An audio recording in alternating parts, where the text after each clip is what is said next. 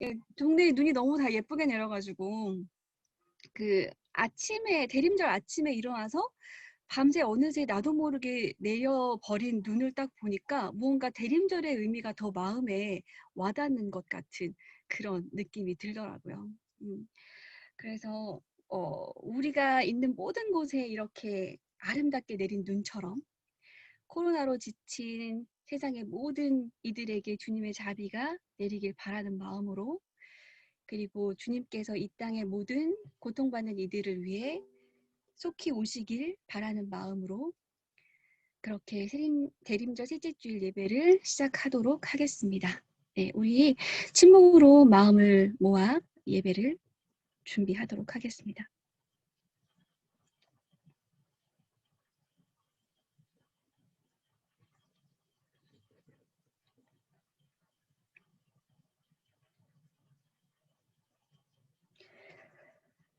여호와여, 나의 영혼이 주를 우러러보나이다. 나의 하나님이여, 내가 주께 의지하였사오니 나를 부끄럽지 않게 하시고 나의 원수들이 나를 이겨 개가를 부르지 못하게 하소서. 주를 바라는 자들은 수치를 당하지 아니하려니와 까닭없이 속이는 자들은 수치를 당하리이다. 여호와여, 주의 도를 내게 보이시고 주의 길을 내게 가르치소서. 주의 진리로 나를 지도하시고 교훈하소서. 주는 내 구원의 하나님이시니 내가 종일 주를 기다리나이다. 아멘.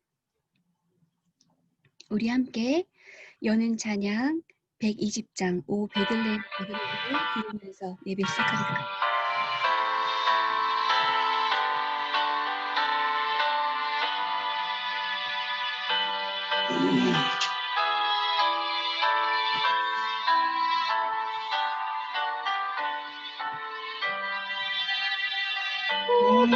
베들레헴 작은 것 요정들로 내려 모든 왕국들이 나고 찬양이 있으니 저는 나오겠지 꿈꾸는 밤에 오나늘을 그친 자 어찌 모르나 온 세상 모든 성령들 전처럼 나네 평화의 영이 세상에 탄생하였도다.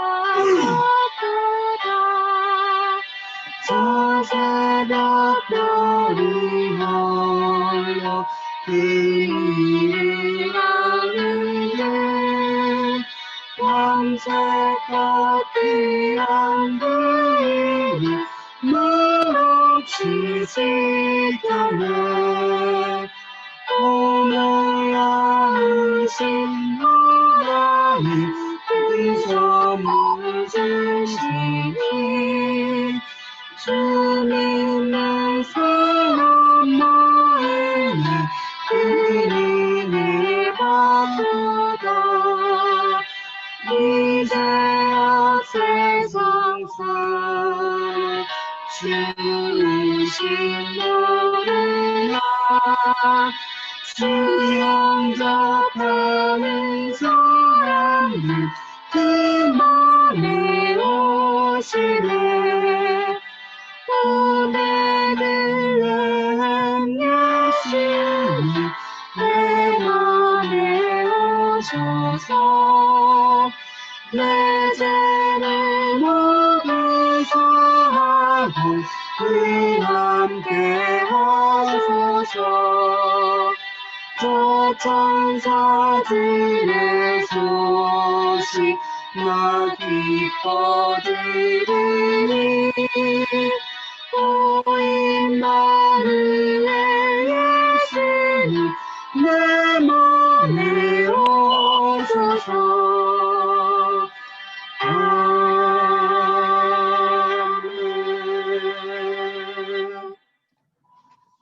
아멘. 우리 함께 성시 교독하겠습니다. 교독문 116번 구주강님 2번입니다.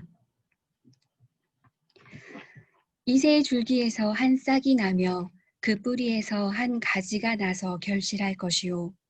그의 위에 여호와의 영 곧 지혜와 총명의 영이요 모략과 재능의 영이요 지식과 여호와를 경외하는 영이 강림하시리니 그가 여호와를 경외함으로 즐거움을 삼을 것이며 그의 눈에 보이는 대로 심판하지 아니하며 그의 귀에 들리는 대로 판단하지 아니하며 공의로 가난한 자를 심판하며 정직으로 세상의 겸손한 자를 판단할 것이며 그의 입에 막대기로 세상을 치며 그의 입술의 기운으로 악인을 죽일 것이며 공의로 그의 허리띠를 삼으며 성실로 그의 몸에 띠를 삼으리라. 그때의 이리가 어린 양과 함께 살며 표범이 어린 염소와 함께 누우며 송아지와 어린 사자와 살찐 짐승이 함께 있어 어린아이에게 끌리며 암소와 곰이 함께 먹으며 그것들의 새끼가 함께 엎드리며 사자가 소처럼 풀을 먹을 것이며 젖 먹는 아이가 독사의 구멍에서 장난하며 젖된 어린아이가 독사의 굴에 손을 넣을 것이라. 내 거룩한 산 모든 곳에서 해됨도 없고 상함도 없을 것이니 이는 물이 바다를 덮음같이 여호와를 아는 지식이 세상에 충만할 것임이니라. 그날에 이새의 뿌리에서 한 싹이 나서 만민의 기치로 설 것이요. 열방이 그에게로 돌아오리니 그가 거한 곳이 영화로우리라. 아멘. 지금은 운영위원장님이신 김남원 집사님께서 우리를 대표해서 기도해 주시겠습니다. 하나님, 코로나 팬데믹으로 온 지구가 몸살을 앓고 있습니다. 날마다 늘어나는 감염자 수와 사망자 수가 기록을 세우고 경제적 어려움으로 인한 폐해는 헤아릴 수차 없는 실정입니다. 하루속히 백신과 치료제가 개발되고 상용화되어 코로나 사태가 종식되고 우리의 일상이 회복되어 이전의 생활로 되돌아갈 수 있기를 간절히 소망합니다. 금년 한 해 코로나 위기 속에서도 이 땅의 부정과 불의, 불공정, 혐오와 차별은 한층 더 깊어져 버렸습니다. 위기라 부르짖으며 직원들을 해고하고 어려운 때 더 어려운 이들을 사지로 내몰면서도 지금까지의 기여와 희생은 모른 채 하면서 오로지 법적, 절차적 정당성만을 내세우는 회사가 늘어가고 있습니다. 사람들이 안 모이는 틈을 타 교회는 세습을 마무리 짓고 소수자들과 사회적 약자들에 대한 보호의 끈은 더 헐거워졌는데도 그나마 남아있던 연대와 도움의 손길은 코로나 문턱을 넘지 못해 동력이 크게 상실되었습니다. 날마다 들려오는 부동산 폭등 소식과 적폐검찰 뉴스는 정말 불의의 끝이 어디인지 얼마나 참고 기다려야 하는지 참으로 암울하기만 합니다. 혹여 우리가 이제 세상이 다 그러하니 어쩔 수 없다고 포기하고 방관하는 태도를 갖게 놔두지 마시고 불의와 불공정, 혐오와 차별에 대항하는 연대의 끈을 더 새롭게 하고 세상에 대하여 더욱 분노하며 성령께서 우리와 함께 하심을 믿고 더 단련된 신앙인으로 거듭나게 하옵소서. 지금까지 새마음의 작은 등불을 지켜주신 하나님, 지난 1년 동안 우리가 가진 노력을 다해 예배를 이어오고 교회를 지키기 위해 최선을 다하고 있지만 부족하고 아쉬운 점이 너무나 많습니다. 주일마다 서로 모여 인사하고 예배 준비하고 함께 찬양하고 예배하던 모습들, 애찬을 나누며 그간의 안보와 정을 나누던 즐거운 시간들 너무나 그립습니다. 그저 평범하고 당연하게 여겼던 우리의 일상들이 얼마나 소중하고 요긴한 시간이었음을 이제야 깨닫게 됩니다. 앞으로 더욱 서로가 서로를 소중히 여기고 할 수 있는 때에 더 뜨겁게 연대하며 불의와 맞설 수 있는 우리 새마음이 되게 하옵소서. 하나님, 우리 교회 병마와 싸우고 계시는 교우님들이 있습니다.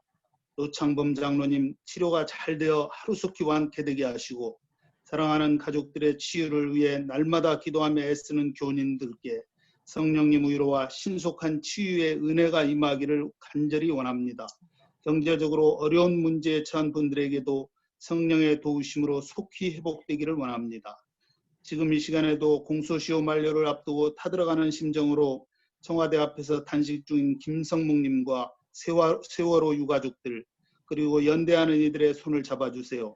하루속히 진상규명과 책임자 처벌이 이루어져 다시는 이 땅에 이런 불행이 근절되고 더 안전한 나라가 만들어지게 하옵소서. 오늘 예배를 통해 우리의 믿음이 더 성장하고 새로워지게 하시며 말씀을 전하시는 목사님 가정과 사역부에 함께 해주세요. 예수님의 이름으로 기도드립니다. 아멘. 아멘. 아멘. 네, 지금은 이덕재 전도사님께서 성경 봉독해 주실 텐데요. 말씀은 시편 3편 1절부터 8절 말씀입니다. 주님, 나를 대적하는 자들이 어찌 이렇게도 많습니까? 나를 치려고 일어서는 자들이 어찌 이렇게도 많습니까? 나를 빗대어 하나님도 너를 돕지 않는다 하고 빈정대는 자들이 어찌 이렇게도 많습니까? 셀라. 그러나 주님은 나를 에워싸 주는 방패, 나의 영광, 나의 머리를 들게 하시는 분이시니 내가 주님을 바라보며 소리 높여 부르짖을 때에 주님께서는 그 거룩한 산에서 응답하여 주십니다. 셀라. 내가 누워 고나게 잠들어도 또다시 깨어나게 되는 것은 주님께서 나를 붙들어 주시기 때문입니다. 나를 대적하여 사방에 진을 친 자들이 천만대군이라 하여도 나는 두려워하지 않으렵니다. 주님 일어나십시오. 나의 하나님 이 몸을 구원해 주십시오. 아, 주님께서 내 모든 원수들의 뺨을 치시고 악인들의 일을 부러뜨리셨습니다. 구원은 주님께만 있습니다. 주님의 백성에게 복을 내려주십시오. 셀라. 네, 아멘. 이 시간은 이용관 집사님께서 특별 찬양을 해 주실 텐데요. 저희가 리허설 때 이 찬양을 듣고 눈물을 흘렸습니다. 여러분도 그 눈물을 왜 저희가 리허설 때 눈물을 흘리게 되었는지 이유를 아실 수 있으실 거예요. 곧 함께 들어보겠습니다.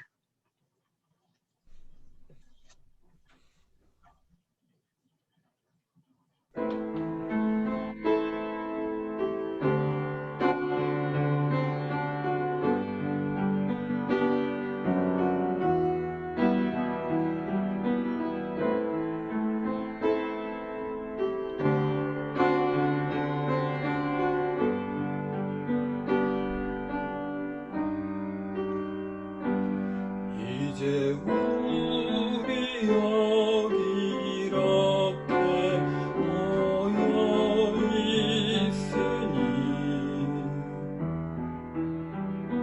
주여 우리 가운데로 어서 오소서. 절망과 고통 속에 있던 우리 상처 입은 영혼 이 시간 당신께 다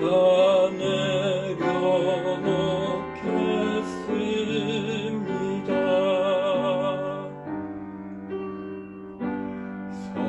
서로의 손길과 웃음과 위로를 통해 주여 당신이 함께 하심을 느끼니 이제 우리 어디 있든지 무슨 일을 당하든지 더는 혼자가 아님을 깨닫게 하소서.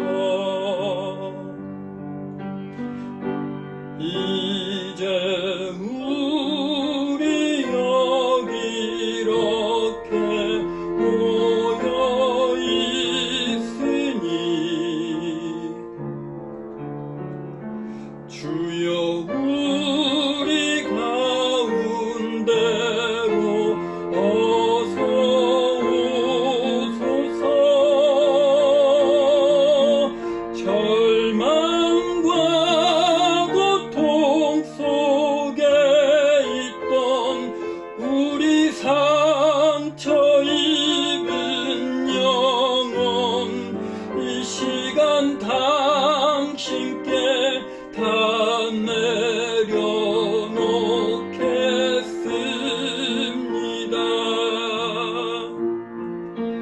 이제 우리 어디 있든지 무슨 일을 당하든지 더는 혼자가 아님을 깨닫게 하소서.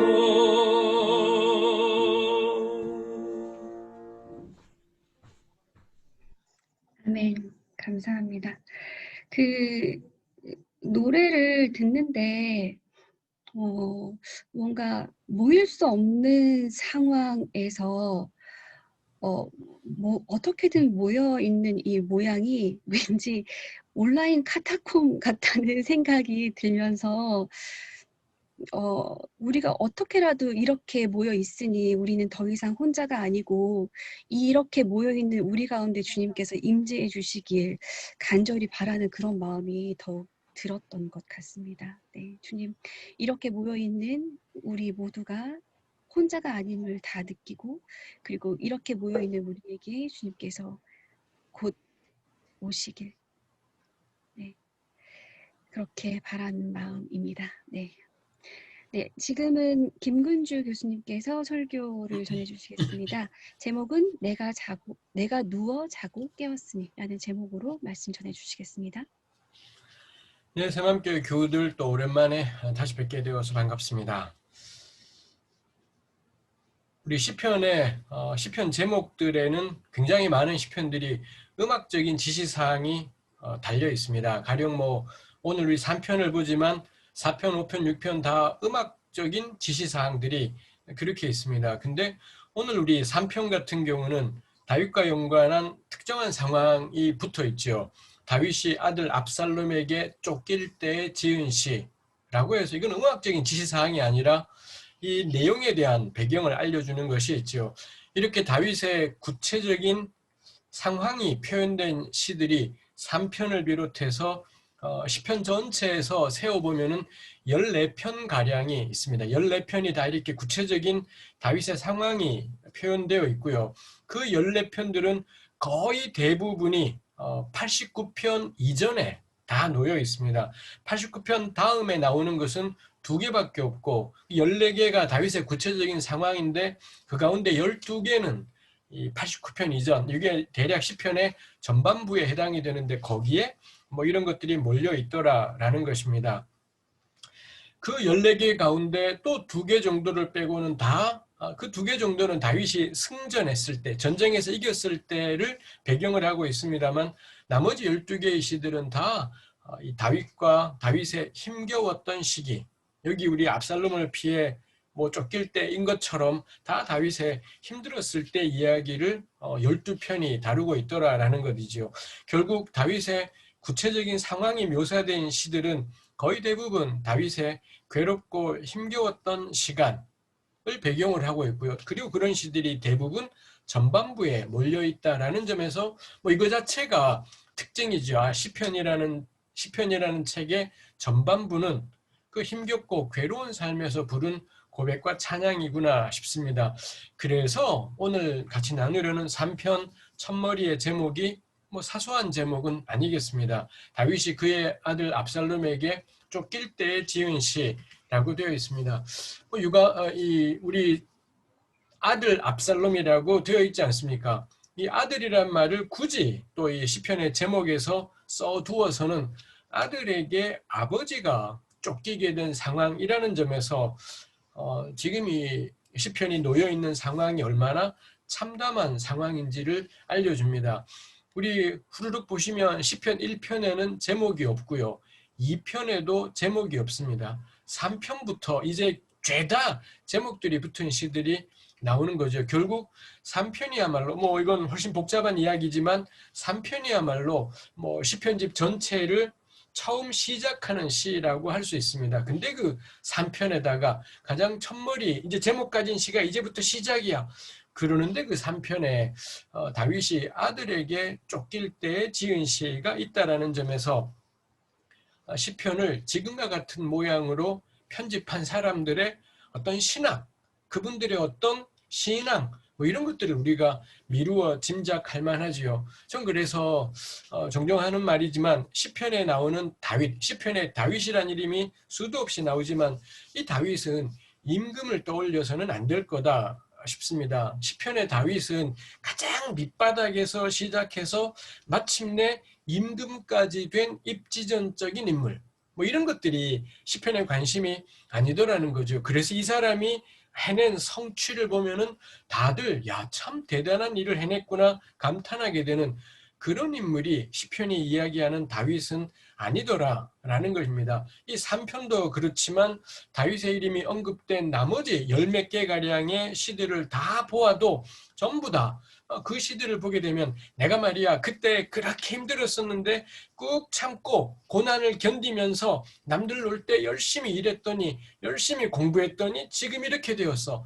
단 하나의 시도 그런 내용들을, 그런 간증담들을 이 시편에 다윗의 이름이 붙어 있는 그런 시들에는 그런 시들이 하나도 없더라라는 겁니다. 그래서 시편의 다윗은 어려움 속에 성공한 임금도 아니고요. 자수성가해서 굉장한 성취를 해낸 재벌 같은 사람도 아니지요. 아마도 시편에 그런 지금 임금인 사람이, 지금 성공한 사람이 옛날에 힘들었던 이야기들을 풀어놓았다면 전 시편이 한때의 베스트셀러는 됐겠지만 몇천 년에 걸쳐서 신앙인들에게 두고두고 읽히는 책은 아니었을 거다 싶습니다. 저 옛날 고등부 때 처음 교회 다닐 때 11조왕 록펠러 이야기 수도 없이 설교 때 들었고요. 백화점 왕 워너 메이커 뭐 이런 이야기도 뭐 여러 번 들었습니다. 그때 들으면서 와 그랬구나 싶었습니다만 지금 누가 그걸 듣습니까? 지금 누가 그걸 이야기하고 있습니까? 나 그때 정말 힘들었지만 지금은 이만큼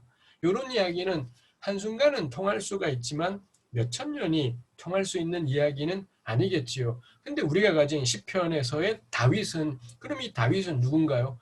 괴로운 사람의 대명사입니다. 살아가는 게 너무 괴로운 사람들, 살아가는 게 너무 곤고하고 힘겨운 인생의 상징. 전 그게 시편의 다윗이다 싶은 거죠. 그래서 시편이 우리 다윗의 노래라고 퉁쳐서 말할 수 있다면 그건 무슨 뜻인가요? 시편은 쫓기는 자의 노래인 거구나. 시편은 도무지 상상할 수 없는 슬픔과 괴로움, 왜 내 인생에 자꾸 이런 일이 생기는지 이해할 수 없는 막막함, 너무 억울하고 분한데 뭘 어떻게 할 수도 없는 연약함 속에 놓인 사람들, 그 사람들의 노래, 그게 시편이 다윗의 노래다라는 말의 의미라고 할 수 있겠습니다. 그러다 보니 시편에는 우리 3편 가까운 6편 6절에 보면 밤마다 눈물로 내 침상을 띄우며 내 요를 적시나이다. 우리 개역 번역입니다만 뭐 이런 식의 노래 이 표현들이 있지요. 이 나이 들어서 걸핏하면 질질 짜는 중년 형제들의 눈물 뭐 그런 걸 말하는 것이 아니라 도대체 이 사람은 왜 그래서 밤마다 눈물로 침상을 띄우며 내요를 적신다라고 말하는 걸까요? 시편은 승리의 노래가 아니구나, 영광의 노래도 아니구나. 이 괴로운 중에 부르는 탄식이고 슬픈 중에 부르는 애가이고 하나님 말고는 기댈 곳이 없는 가난한 사람의 노래구나 싶은 것입니다. 오늘 나누는 3편이 그런 시편의 성격을 단적으로 보여준다 싶습니다. 그래서 이런 시들의 첫 부분은 을의 탄식이지요. 뭐 우리 새맘 교우들께서 탄식이라는 말에는 익숙할 것 같고 저도 역시 몇 번 나누었던 것 같습니다. 탄식이라는 말이 그저 부정적인 느낌이라기보다는 납득할 수 없는 괴로움이 밀려올 때, 한 곱이 넘었다 싶은데 또 다른 괴로움이 밀려올 때, 그때 사람이 할 수 있는 가장 자연스러운 반응이 탄식이겠습니다. 3편 역시 첫머리에 탄식이 가장 먼저 나오지요. 근데 그 많은 그 탄식에 가장 처음에 붙은 게 여호와여입니다. 우리 세번역에서는 주님이라고, 세번역은 여호와를 다 주님으로 옮겼지 않습니까? 개역에는 여호와여라고 되어 있고 우리 세번역은 주님이라고 되어 있습니다. 그래서 시편 기자들은 자기의 그 힘든 걸 아뢰일 분이 있습니다. 그래서 시편 기자의 탄식은 주님이라고 부르는 순간 이 탄식은 이제는 하나님을 향한 기도가 되는 것이지요. 그 괴로움 속에서 하나님께, 주님께 아뢰다 보니, 이 주님께 아뢰다 보니, 제가 종종 하는 말이지만, 그래서 탄식은 사실상 찬양이라고 말할 수 있겠다 싶은 거죠. 내 힘으로는 도무지 이걸 어떻게 할 수가 없고요. 그럼 어떻게 하느냐? 주님, 그러곤 주님을 향해 이런저런 이야기들을 아뢰더라라는 점에서 탄식은, 이 시편의 탄식은 찬양이구나. 이 힘겨울 때 노래 부르는 찬양이구나 싶지요. 1, 2절에 우리 반복되는 말들이 뭔가요? 나를 대적하는 자들이 어찌 이렇게도 많습니까? 나를 치려는 자들이 어찌 이렇게도 많습니까? 2절에는 빈정되는 자들이 어찌 이렇게도 많습니까? 왜 이렇게 시편 기자에게는 대적들이 많은지 모르겠습니다. 심지어는 그래서 우리 6절에 가면 나를 대적하여 사방에 진친 자들이 천만대군이다 까지 어마어마한 과장된 표현이겠습니다만, 뭐가 이렇게 많냐 싶은데 대적하는 자들, 치려고 일어서는 자들, 빈정되는 자들, 이런 사람들이 사방에 둘러싸여 있죠. 이게 시편 기자가 처한 고통스러운 상황입니다. 저는 이게 잘 상상되지 않습니다. 어떻게 살아가면은 대적이 이렇게 많을까요? 종종 하지만 새맘교회 교우들께서는 대적들이 그렇게 많으십니까? 우리 이렇게 원수가 많은 사람 보면 대번에 말하고 싶잖아요. 인간관계 똑바로 해라. 뭘 어떻게 인간관계를 해왔길래 사방이 원수냐. 가는 곳마다 피스메이커가 되지는 못할 망, 이건 트러블 메이커지 않습니까? 왜 이렇게 대적이 많나 싶어요. 시편 기자는 왜 이렇게 원수가 많은 걸까요? 이 시는 첫머리의 제목으로 다윗 압살롬을 달아두었잖아요. 어떻게 살았길래 아들한테까지 배반당해서 이런 삶의 지경까지 처하게 되었는지, 그 점에서 가장 가까운 혈육에게 배반당한 다윗의 모습은 그야말로 극한의 환난 상황을 이렇게 표현한다 싶지요. 이렇게 대적하는 사람들이 뭐라고 빈정대나요? 2절에서 하나님도 너를 돕지 않는다. 너 인생은 하나님도 안 도우는 인생이다. 전 그래서 이 원수들이 먼 사람들이 아니라 같은 신앙인들일 거다 싶은 생각이 있어요. 그리 나랑 먼 세계에 있지 않고 가까운 곳에 있겠다 싶은 거죠. 개역 성경은 여기에 하나님도 너를 돕지 않는다, 이 돕다라는 것이 사실 히브리 말로는 구원이라는 단어가 쓰였고요. 그래서 개역에서는 그는 하나님께 구원을 받지 못한다, 이렇게 표현하기도 하고 그러는 거죠. 왜 넌 하나님께서 널 향한 구원은 없어, 혹은 넌 하나님도 너를 안 도와 라고 말하는 까닭은 이 시편 기자가 놓여있는 곤고한 상황, 얼마나 곤고하고 연약한 지경에 있든지 주변의 사람들이 볼 때 하나님도 너랑은 상관없겠다 싶은 거죠. 우리 교우들께서는 언제 그런 생각이 드신 적이 있습니까? 저 사람 누군가를 보는데, 같은 기독교인이라야 말이 될 겁니다. 기독교인인데 하나님이 저 사람은 안 챙기는 것 같은 그런 사람들이 누가 있었습니까? 우리 새맘교회 교우들 가운데 누구를 떠올리며 하나님 저 사람 버렸구나, 이런 생각이 드는 사람이 누가 있을런지요. 지금 이 시편 기자는 그게 누구냐? 자기인 겁니다. 우리 교우들께서는 지금까지 몇십 년을 살아오시면서 그런 조롱을 주변 사람들에게 들어보신 적이 있는지요? 당신은 하나님이 버린 것 같다라는 이런 말을 우리 교우들께서는 들어보신 적이 있을런지 모르겠습니다. 이게 시편 기자들이 놓인 처진 거죠. 얼마나 삶이 구질구질하고 곤고하고 곤경에 처했는지 다른 사람들이 볼 때 정말 조롱하게 되는, 빈정되게 되는 이런 삶이 있더라라는 것입니다. 근데 시편 기자 우리 3편에 나와 있는 내용을 볼 때 하나님 의지하며 사는 사람이잖아요. 하나님을 경외하는 사람 같은데, 근데 사람들이 볼 때에는 너무 처절한, 너무 구질구질한 그런 삶, 그래서 하나님도 너를 돕지 않는다, 이렇게 이야기하는 거죠. 이 시가 시편의 세 번째 자리, 제목 있는 첫 번째 자리에 요 시가 놓였습니다. 우리 시편집이 요 모양 요 꼴로 된 것이 바벨론 포로 갔다 와서도 한참 뒤에 요 모양이 되었다라고 해요. 적어도 바벨론 포로에서 돌아온 다음이 시편집이 지금과 같은 모양으로 형성되어 가던 시기입니다. 그 시기 동안에 누가 했는지 언제 했는지는 정확히 단정할 수는 없지만 근데 그 사람들은 세 번째 3편에다가 1편, 2편이 매우 중요한 시들이고요. 얘들 빼고 나면 시편집 전체의 첫 번째 자리에다가 이 구질구질한 삶의 고백들을 달아둔 거죠. 뭐 제 생각에는 뭐 제 생각뿐 아니라 시편을 연구한 자들의 생각들은 포로 후기의 그 유대인 공동체, 돌아왔던 유대인 공동체는 자기들의 처지를 이 3편에다가 비유한 겁니다. 사방에 둘러싼 사람들이 하나님도 저 사람들은 안 도와 라는 말들을 손쉽게 하는 수많은 사람들이 그들을 비웃고 조롱하는 자기 공동체의 처지를 이 3편 압살롬에게 아들에게 배신당해서 도망치는 다윗의 모습 여기에다가 이 포로 후기의 공동체가 자신들을 동일시하는 뭐 이런 일들이 있더라라는 것입니다. 2절 마지막에 셀라라는 게 있습니다. 우리 세번역에도 밑에 각주를 달아서 설명했지만 무슨 뜻인지 모르겠다. 이렇게 각주를 달아두었습니다. 아마도 우리 3편의 셀라가 3번 나오지 않습니까? 그래서 뭐 제 생각이 아니라 제 생각이 어디 있겠어요. 다 공부해서 이리저리 책을 읽어서 배운 거니 제 생각은 아니고 제가 어느새 내 생각인 것처럼 막 착각도 하지만 그렇지는 않습니다.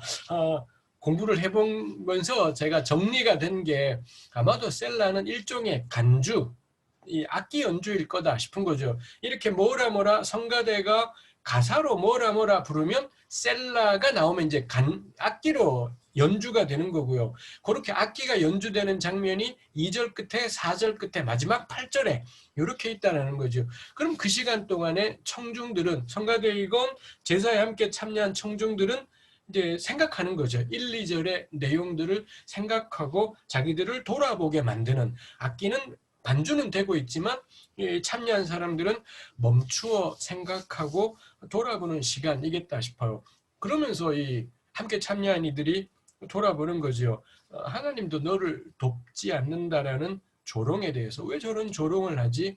우리 꼴이 엉망이다 보니 우리 꼴이 원체 한심하다 보니 저런 식으로 조롱하는 거구나. 사람들은 꼴이 한심하면 하나님이 안 돕는다라고 생각하는 거구나. 그럼 하나님이 돕는다라는 건 뭐야? 그럼 하나님을 믿는 신앙이라는 건 대체 뭐야? 꼴이 구질구질하면 하나님이 안 도우시는 거야? 뭐 이런 생각들을 셀라를 통해서 저는 생각해 보게 되는 것이겠다 싶습니다. 3절에 그러나 주님, 이 시편 기자가 등장을 합니다. 여기에서 뭐라고 하나요? 그러나 주님은 이렇게 시작을 합니다. 역시 세번역으로 또렷하진 않지만 히브리 말을 그대로 직역하면 그러나 당신은 여호와는 이렇게 되어 있습니다. 우리 세번역은 여호와도 주님이라고 했고 당신도 주님이라고 다 번역을 했어요. 그래서 세번역을 보면 당신은 이라는 말하고 여호와는 이라는 말이 구별되지가 않는 그게 전 세번역의 가장 아쉬운 점 중에 하나다 싶은 것이 있습니다만 그래서 3절은 그러나 당신은 여호와는 나를 에워싸주는 방패 뭐 이렇게 되는 거죠. 그래서 시편에 힘들다라고 말하는 시들의 이 특징 중에 하나가 앞부분에 겁나 힘들어요 말하고는 대체로 3절, 4절, 5절쯤에 가면 그러나 당신은 여호와여 이런 표현들이 나오는 시들이 굉장히 많이 있습니다. 그 뒤로도 마찬가지로 굉장히 많이 있는 거죠. 이 막막하고 갑갑한 상황 속에서 시편 기자가 무엇을 하는가요? 우리라면은 그때 뭐 하겠습니까? 왜 내 꼴은 이 모양이지? 이럴 것 같은데 이 시편 기자는 그거 안 해요. 그렇지만 당신은 여호와요.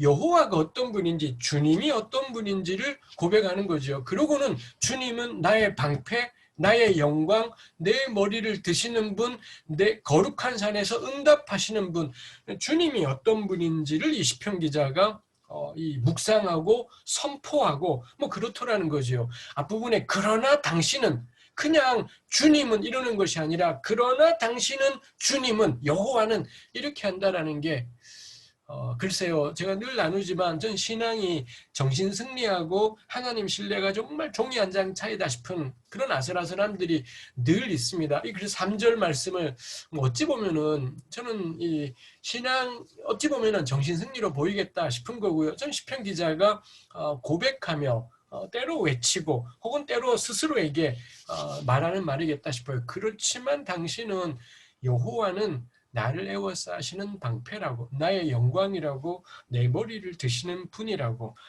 이렇게 고백한다 싶은 것입니다. 근데 방패라면 방패는 막아주는 것이지 않습니까? 이미 온갖 조롱의 말을 다 들었는데, 이미 온갖 모욕의 말을 다 들었는데 방패이라는 말, 혹은 뭐 시편의 다른 부분에는 걸핏하면 하나님을 향해 나의 산성 뭐 이렇게 고백해요. 이미 나 들을 소리 다 들었는데, 당할 수치를 다 당하는데 하나님이 나의 방패고 나의 산성이라는 말은 무슨 의미일까 싶은 것입니다. 대적들이 왜 우리를 저렇게 위협하고 조롱하고 그러는 걸까요? 결국 저런 위협들을 통해, 저런 조롱과 빈정거림을 통해 우리를 짜부라들게 만들고, 뭐 거창하게 말하면 굴복시키고, 그래서 이 세상에서 우리를 굴복해서 들어오게 하고 세상의 규칙, 질서 속에 넌 이 정도야 해서 우리 자리를 정해주고 그 자리에 박혀 살아가게 하고 한다 싶습니다. 전 시편 기자가 하나님은 여호와는 나의 방패시오, 나의 영광이시오, 내 머리를 드시는 분, 이런 고백을 이 자리에서 한다라는 게, 그 모든 모욕의 말을 들었는데도, 그 모든 위협하는 말을 들었는데도 난 대가리 숙이지 않겠다는 것. 하나님이 우리 머리를 저의 거센 표현으로 대가리를 드시는 분 있지 않습니까? 주께서 우리에게 말씀하시는 게 대가리 들어, 교우들을 향해 하시는 말씀이 아니라, 제가 우리 교우들에게 하는 말씀이 아니라 하나님이 저한테 그러신다는 거죠.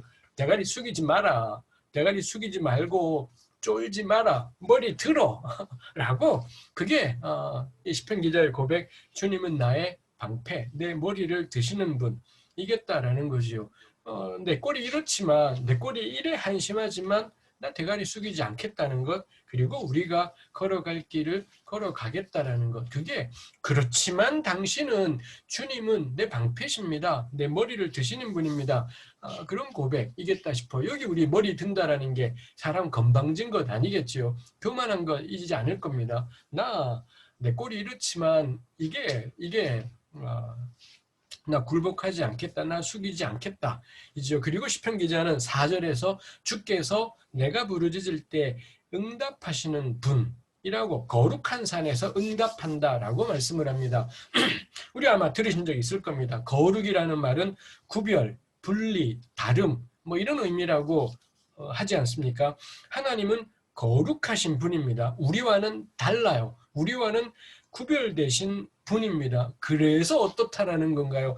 그러기 때문에 그분은 사람과는 다른 구별되고 분리되신 분이다 보니, 그래서 그분은 이런 찌질하고 구질구질한 삶을 사는 시편 기자의 그 부르짖음에 응답하시더라 라는 것입니다. 하나님은 거룩하신 분이기 때문에 온 세상에 그 수많은 소리들이 있는데, 그 수많은 말들이 있는데, 그 속에서 곤고하고 연약한 자들의, 이 연약한 시편 기자의 소리를 들으신다라는 거죠. 그래서 주님께서 계신 그 거룩한 산, 그 성산은 모든 공고한 이들의 의지할 곳이시구나 싶어요. 하나님의 성산, 거룩한 산은 세상의 그 모든 위세와 권력, 자랑, 대단함, 이 모든 것들을 전부 아무것도 아닌 것으로 만드는 것이다 싶고요. 그리고 그 작고 미세한 소리에 하나님이 응답하시는 곳이다 싶습니다. 그래서 그곳에서, 하나님의 거룩한 산에서는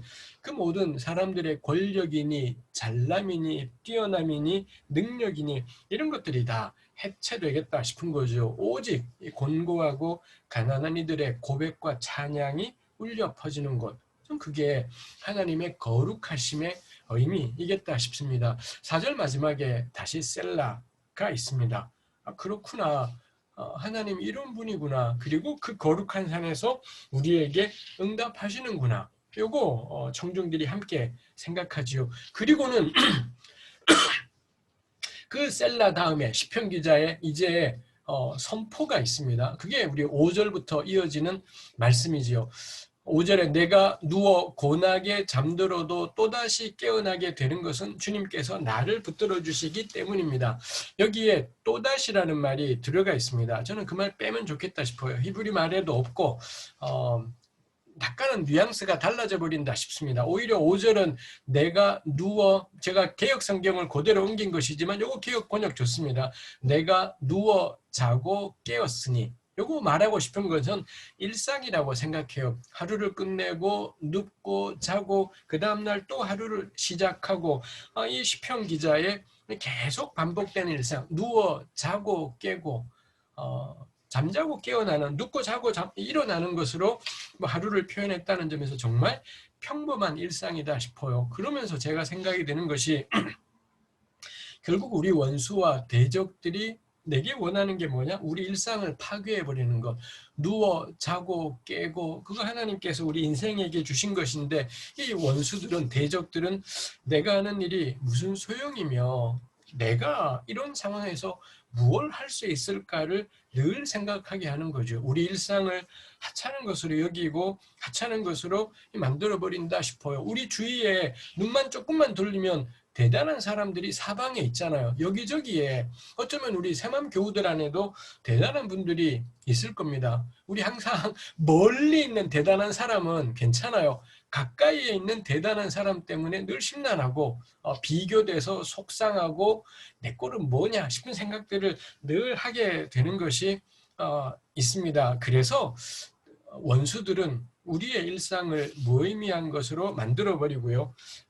기적적인 것, 대단한 것, 엄청난 성취들을 추구하게 하는 것이 있지요. 우리 교회 안에 단기 선교들을 가는 거나 선교 현장을 갈 때에도 뭐 좋은 의도도 있겠지만 그 중에 하나는 거기 가야지 뭐가 되는 것 같아요. 선교 현장을 가야지 무언가가 역사가 나는 것 같고 내가 하는 수고가 다 의미가 있겠다 싶은 것이 있습니다. 마찬가지 그렇습니다. 우리 몇 년 전에 촛불 때도 그렇잖아요. 광화문에 가면 대한민국이 바뀌는 것 같아요. 그렇게 100만, 200만이 모여서 촛불을 들 때 우리 한 사람 한 사람이 얼마나 중요한지가 느껴지는 것이 있지 않습니까? 저는 문재인 정부가 우리에게 주는 괴로움 중에 하나가 아무것도 되어가는 것이 없다 싶은 막막함들이 있고요. 그리고 나는 뭐지? 우리는 뭐지? 싶은 것이 있습니다. 우리 안에 늘 엄청난 것들에 대한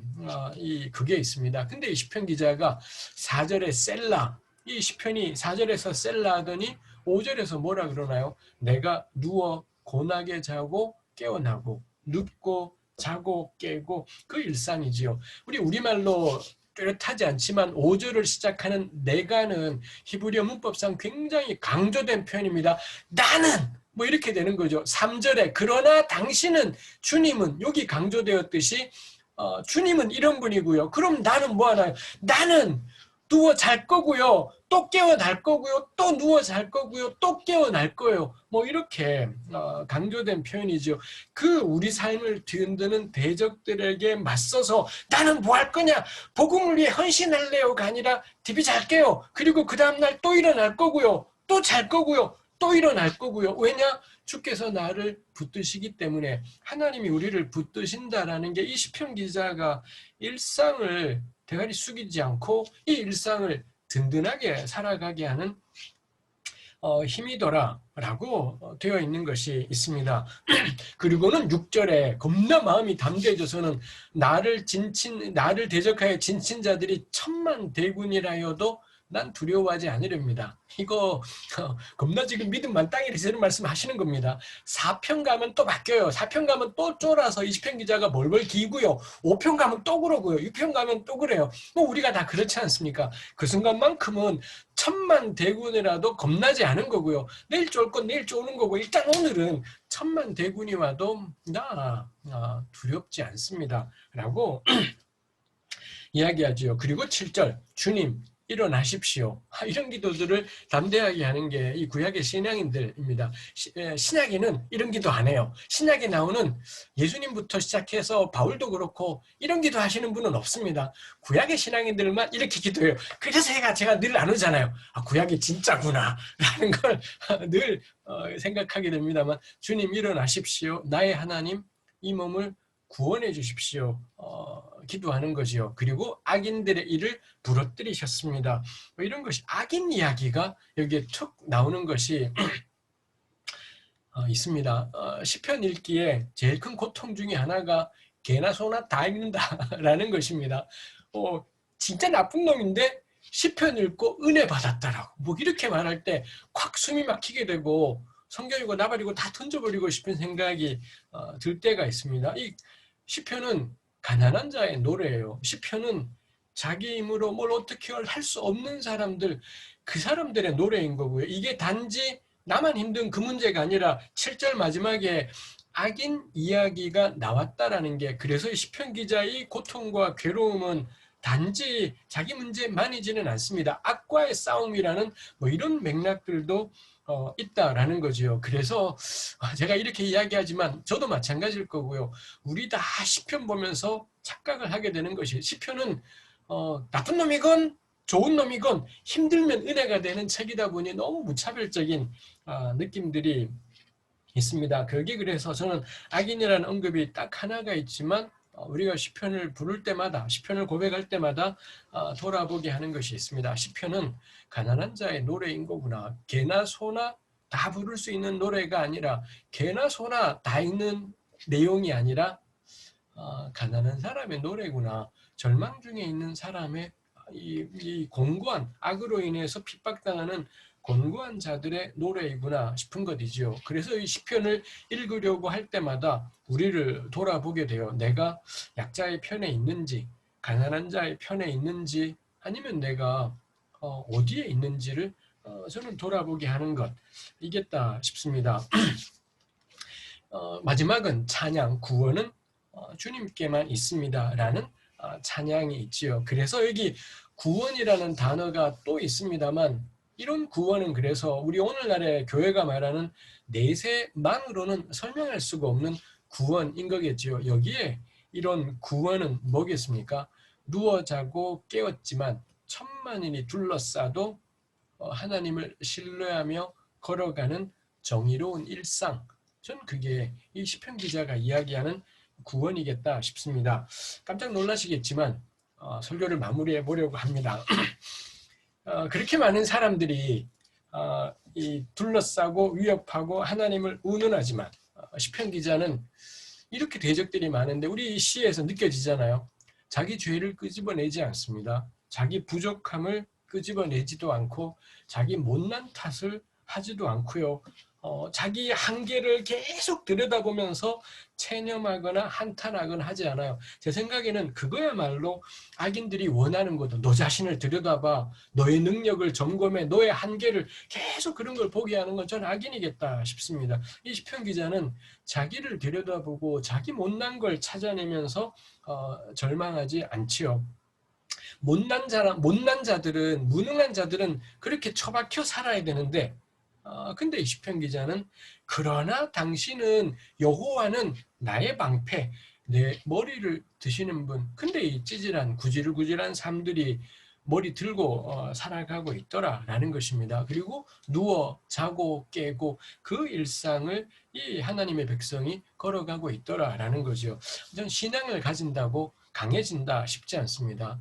우리 세상에서 약하다 보니 믿음으로 내가 좀 강해졌으면 전 그것도 역시 또 다른 반작용이겠다 싶어요. 예수 믿어도 우리 안 강해지더라고요. 강한 분은 하나님 한 분이신 거고 우린 여전히 약합니다. 그렇지만 그 길을 누워 자고 깨며 걸어간다 싶습니다. 성탄절마다 성탄절의 상징은 구유에 누이신 아기 예수 이지 않습니까?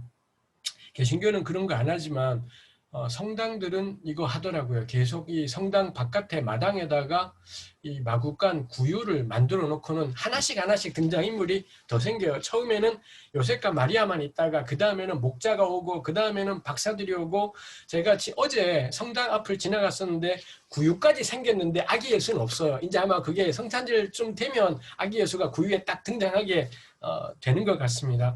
구유에 누이신 아기 예수가 상징이지요. 제가 가장 좋아하는 찬송가에 실린 성탄절 노래가 이 노래입니다. 그 어리신 예수 눌 자리 없어 그 귀하신 몸이 구유에 있네. 저 하늘의 별들 반짝이는데 그 어리신 예수 꼴 위에 자네. 곡조가 두 개 있어서 둘 다 두 개의 곡조로 우리 찬송가에 있습니다만 그 어리신 예수 꼴 위에 자네. 이분 주무시는구나. 이 아기 예수가 주무시는 거죠. 어린아이는 가장 무력해요. 아마 이때의 아기 예수님은 가장 무력한 존재, 어른인 우리가 마음먹으면 단번에 괴롭힐 수 있는 가장 무력한 존재이죠. 근데 그 무력하신 예수께서 하나님의 아들이 꼴 위에 자고 있는 것, 전 그게 이 찬송에서 참 좋은 부분이었더랬습니다. 우리 대림절입니다. 우리 꼴 위에 누워서 주무시는 아기 예수님을 생각하면서 그렇게 누워 자고 깨는, 오늘 하루도 아침에 일어났기 때문에 우리 예배 드리고 있습니다만 누워 자고 깨는 일상들을 우리 든든하게 잘 살아갔으면 좋겠습니다. 너무 괴롭고 힘든 나날이지만 이 누워 자고 깨는 일상을 포기하지 않고 살아가는 것, 하나님 때문에 내가 강해지는 것이 아니라 겁나 약하지만 겁나 찌질하지만 대가리 숙이지 않고 주는 나의 방패임을 늘 고백하며 걸어가는 그런 누워 자고 깨는 우리의 일상이 되었으면 좋겠습니다. 제가 기도하겠습니다.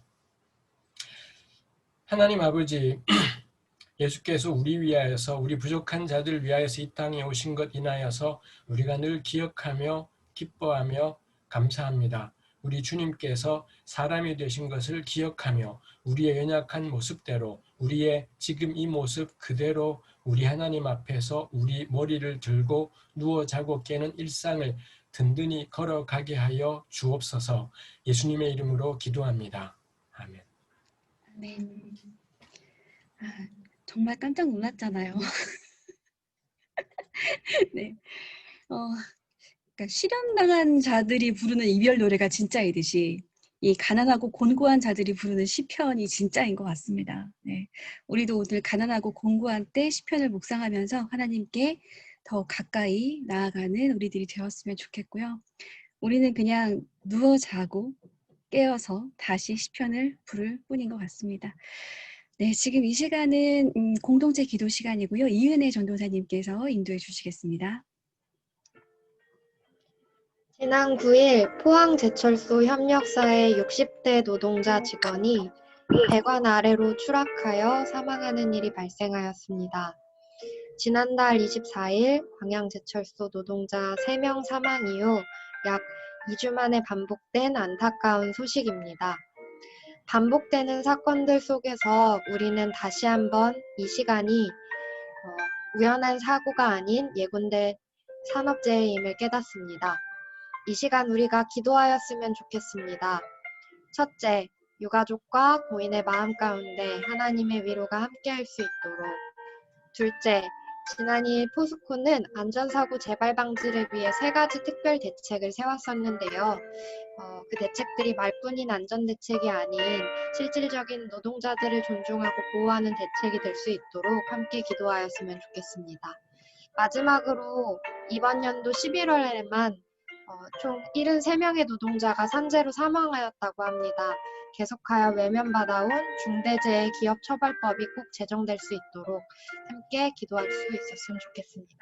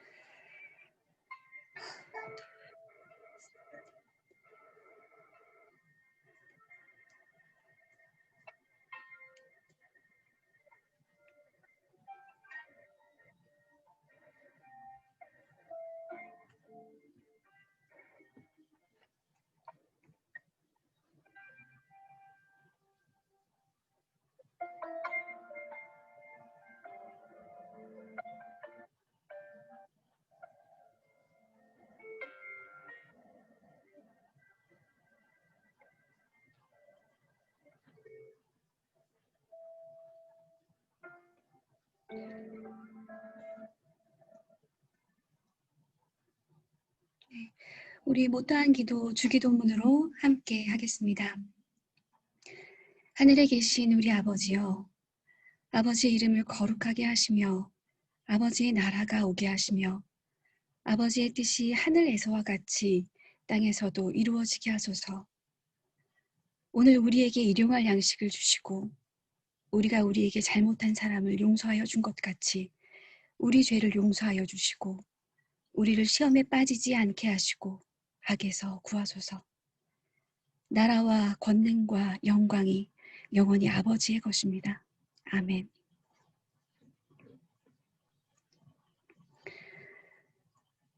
네, 지금은 알리는 말씀이 있겠고요. 서영미 집사님께서 알리는 말씀 전해주시겠습니다. 광고 있겠습니다. 오늘은 대림절 셋째 주일입니다. 대림절 기간 동안 이 땅에 오셨던 예수를 기억하고 예수의 다시 오심을 소망하면서 우리의 마음이 주님과 이웃을 위해 비워줄 수 있기를 바랍니다. 오늘은 온라인으로 함께 예배드렸습니다. 설교해 주신 김군주 교수님께 감사드립니다. 설교 말씀에 대해 질문이 있거나 의견 나누실 분은 말씀해 주세요. 혹시 있으신가요? 없으신 거죠? 네, 다음 주일은 이수연 목사님이 설교해 주십니다.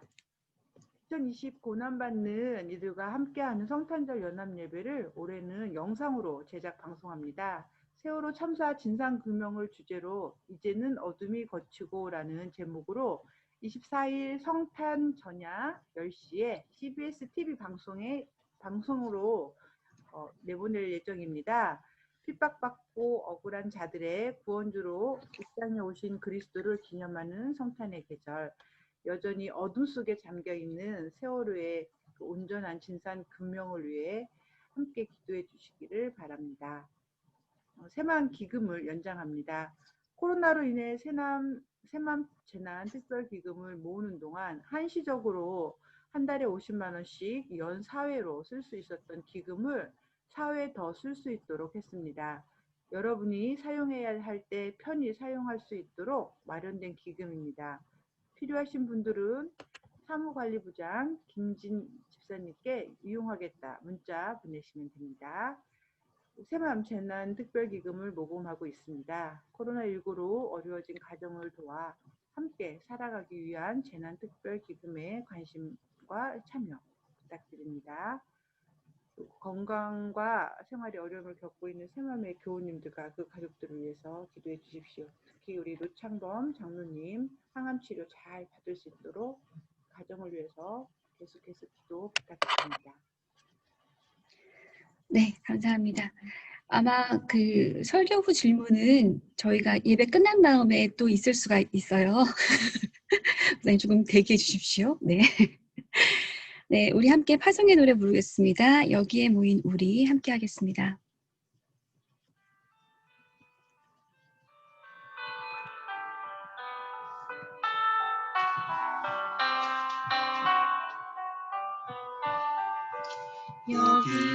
여기에 모인 우리 주의 은총 받은 자여라.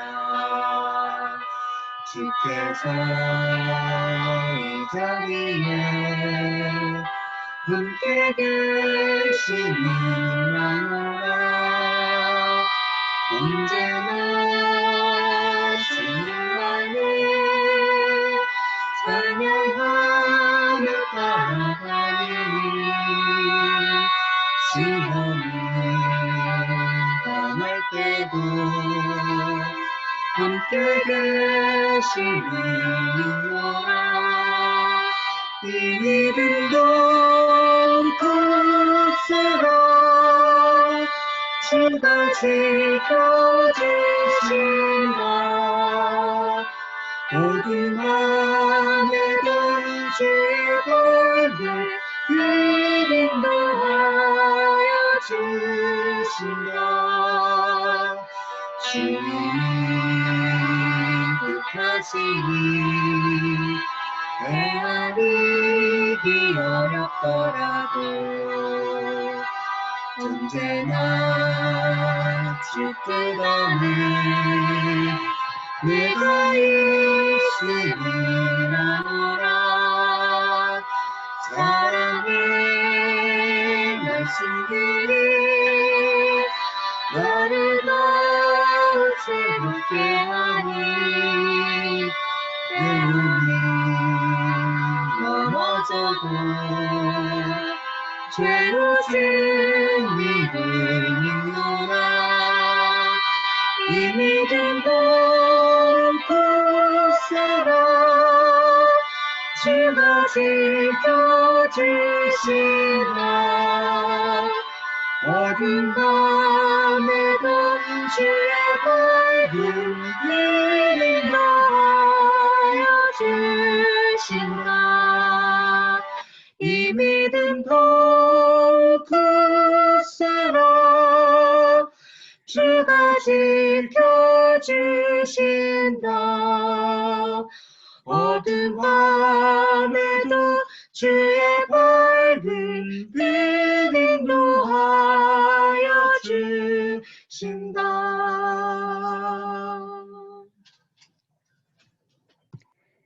네, 우리 함께 공동 축도하겠습니다. 방패와 영광이신 하나님의 보호와 예수 그리스도의 사랑과 성령의 구원하심이 누워 자고 깨는 하루하루를 주께서 붙드심을 신뢰하며 살아가는 이 시간 곳곳에 모인 우리에게 늘 함께 하시기를 축원합니다. 아멘. 아멘. 네, 예배를 마쳤습니다. 우리 함께 모여볼까요? 네.